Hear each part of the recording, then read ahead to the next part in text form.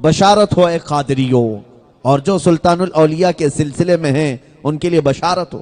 غوث پاک رضی اللہ تعالیٰ عنہ فرماتے ہیں ایک رات پوری میں نے اپنے رب ذوالجلال کے حضور التجائیں کی کہ اے مولا جن لوگوں نے میرے ہاتھ میں ہاتھ دیا ان کا کیا ہوگا۔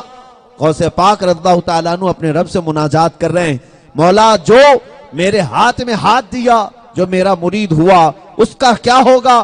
رب تعالیٰ کی طرف سے ندا آئی، اے عبد القادر تیرے ہاتھ میں جو ہاتھ دیا یا جو تیرے سلسلے میں بیعت ہوا، تو ان میں سے جسے چاہے اپنے ساتھ جنت میں لے جا۔ اللہ عز و جل حضور سیدنا عبد القادر جیلانی رضی اللہ تعالیٰ عنہ کو یہ سعادت عطا فرمائی۔ غوث پاک ایک دن صبح صبح جامع مسجد میں آتے ہیں، مسکراتے ہوئے ممبر پر کھڑے ہوتے ہیں اور کہتے ہیں اے حاضرین جو میرے بیان سننے کے لیے دور سے آتے ہو، جو مجھ سے وابستہ رکھتے ہو، آپ سب کو میں بشارت سناؤں۔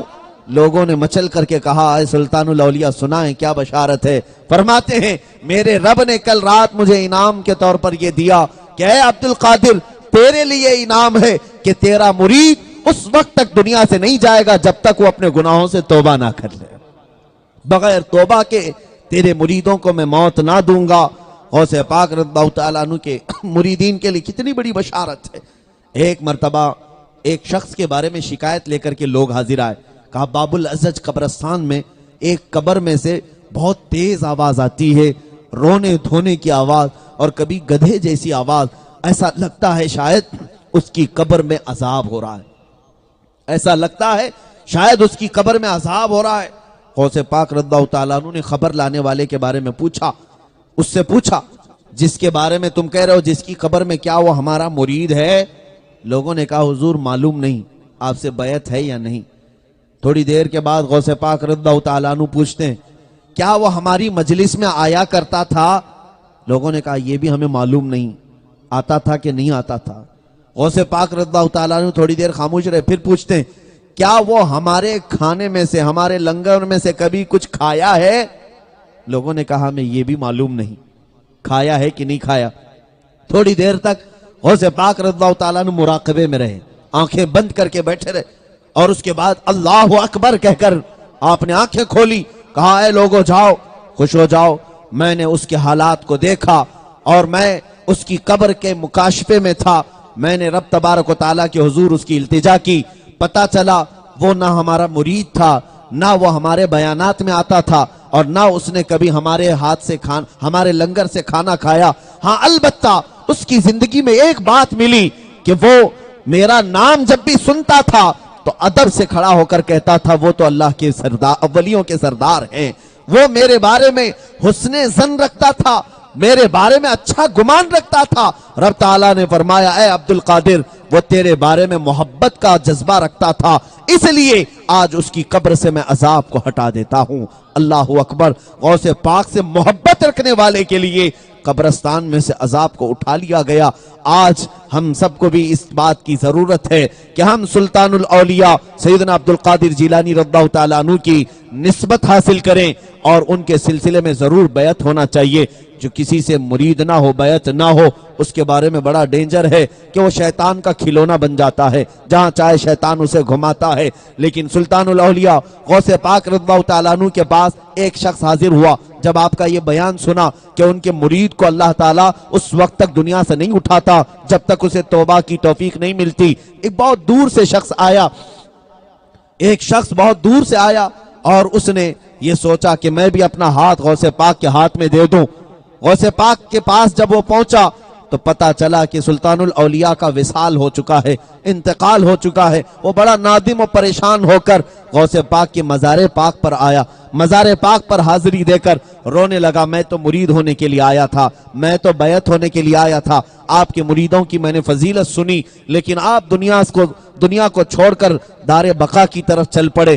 یہ وہ کہتا جا رہا تھا، روایت میں موجود ہے اچانک قبر انور سے سیدنا عبد القادر جیلانی رضی اللہ تعالیٰ عنہ کے ہاتھ باہر آیا اور اس سے غوث پاک نے فرمایا اے میرے مرید تو اب میرا ہاتھ تھام لے، تیرے دل کے ارادے نے تجھے میرے سلسلے میں داخل کر لیا ہے۔ اس لیے بہت سارے مشائخ نے لکھا ہے جس کا کوئی پیر نہ ہو وہ سلطان الاولیاء کو تصور میں غوث پاک رضی اللہ تعالیٰ عنہ کی بیعت کر لے، انشاءاللہ جو موجود مشائخ ہیں ان کے ہاتھ میں ہاتھ دے، لیکن تصور یہ کرے کہ یہ تو ذریعہ ہے، میں بیعت ہوتا ہوں غوث پاک کے ہاتھ میں۔ اسی لیے شہزادہ اعلیٰ حضرت سیدنا مفتی اعظم ہند رضی اللہ تعالیٰ عنہ جب بھی بیعت کرتے تھے، آج بھی مشائخ کا یہی طریقہ ہے، بیعت کرتے ہیں، مرید کرتے ہیں تو یہی کہتے ہیں، اے مرید کہہ میں نے اپنا ہاتھ غوث پاک کے ہاتھ میں دیا، میں نے اپنا ہاتھ غوث پاک کے ہاتھ میں دیا۔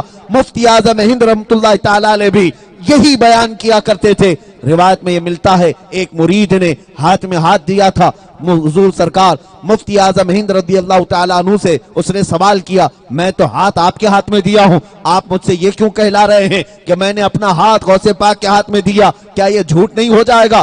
مفتی اعظم ہند رضی اللہ تعالیٰ عنہ نے اس کے سوال کے جواب میں اپنی ٹوپی اتاری اور اس کے سر پر رکھا۔ وہ مرید چیخنے لگا اور کہا، اللہ کی قسم میں نے سامنے مفتی اعظم کو نہیں غوث اعظم کو دیکھا ہے۔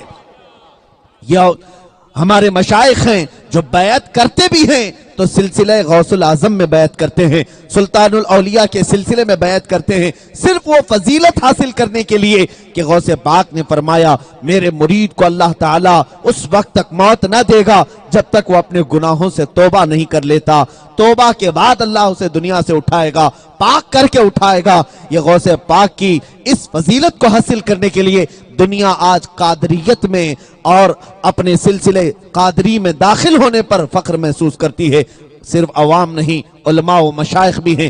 اے میرے عزیزو، میں آپ سے بھی گزارش کروں گا بے نسبت کے نہ رہیں بلکہ نسبت ضرور حاصل کرو، جو مشائخ قادریہ ہیں ان سے وابستہ ہو، اس لیے کہ غوث پاک رضی اللہ تعالیٰ عنہ کا ایک اور فرمان ہے۔ لوگوں نے آپ سے پوچھا کہ حضور آپ کے پاس جو مرید ہونے کے لیے آئے کیا یہ فضیلت صرف ان کے لیے ہی ہے؟ فرماتے نہیں، میرے مرید کے لیے، میرے مرید کے مرید کے لیے، میرے مرید کے مرید کے مرید کے لیے، یہاں تک کہ 7 بار آپ فرماتے ہیں میرے مرید کے مرید کے مرید کے مرید کے مرید کے مرید تک کے لیے، یہاں تک کہ فرماتے ان کے بعد بھی ان کی 7ویں پشت تک میری یہ فضیلت اسے حاصل رہے گی، یہ برکت، یہ سعادت اسے حاصل رہے گی۔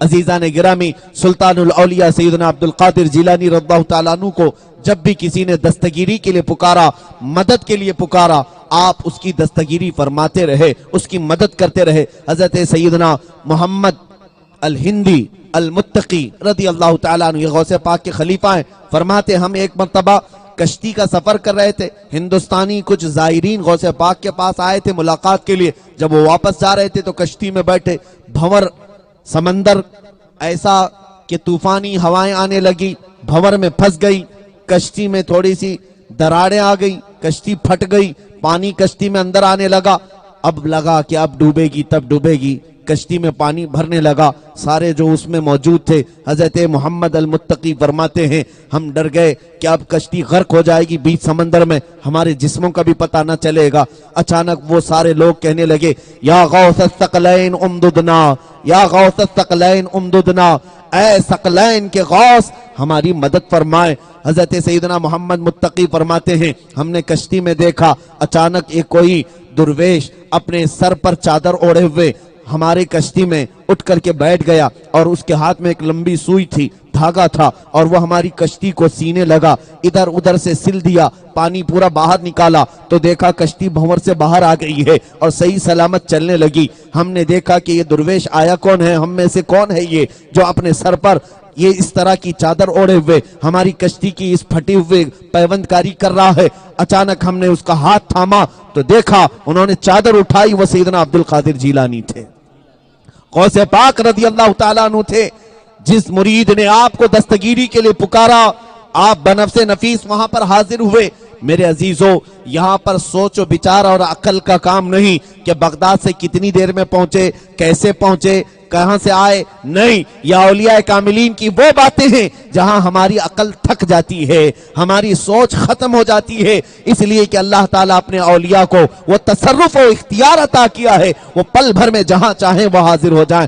آپ کی محفل میں ایک بار ایسا ہوا، حضرت سیدنا علی احیتی رحمت اللہ علیہ فرماتے ہیں ایک شخص مجلس میں بیٹھا تھا، مجلس کھچا کھچ بھری ہوئی ہے، ایک شخص کو شدت سے پیٹ میں درد شروع ہوا اور اسے ایسا لگا کہ حاجت ہونے والی ہے، ظاہر سی بات ہے اس کا پیٹ مروڑنے لگا اور حاجت اس کو طہارت کی حاجت ہوئی، استنجا کی حاجت ہوئی.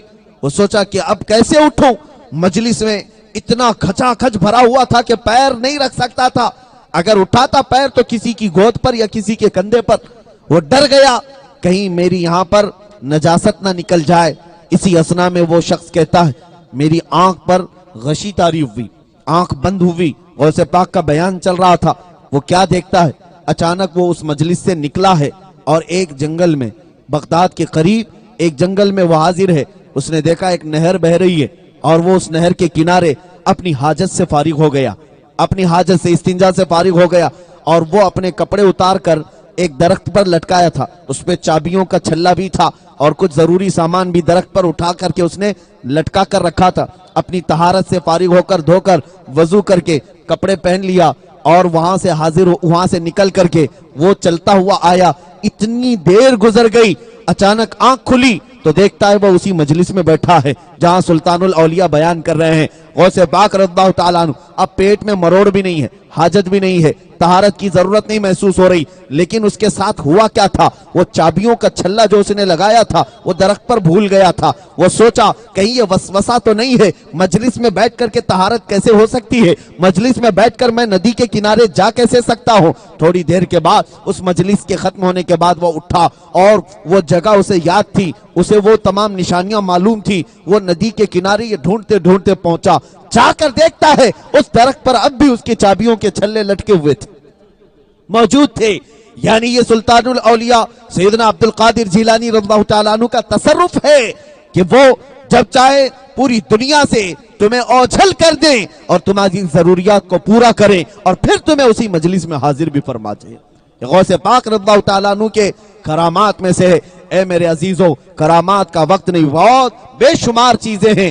بس اخیر میں اتنا کہوں گا، سلطان الاولیاء سیدنا عبد القادر جیلانی نور اللہ مرقدہ اپنے بیانوں میں یہ بھی ارشاد فرمائے ہیں میں اپنے اس مرید سے بیزار ہوں جو نمازوں کی قضا کرتا ہے.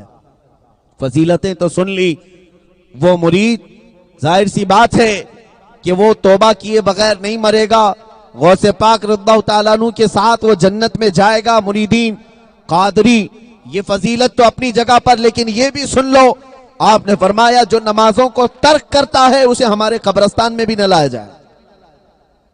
اب اگر کوئی قادری ہو کر یا کوئی غوث العظم دستگیر کے سلسلے میں بیعت ہو کر نمازوں کو ترک کرتا ہے تو پھر اسے اپنا محاسبہ کرنے کی ضرورت ہے.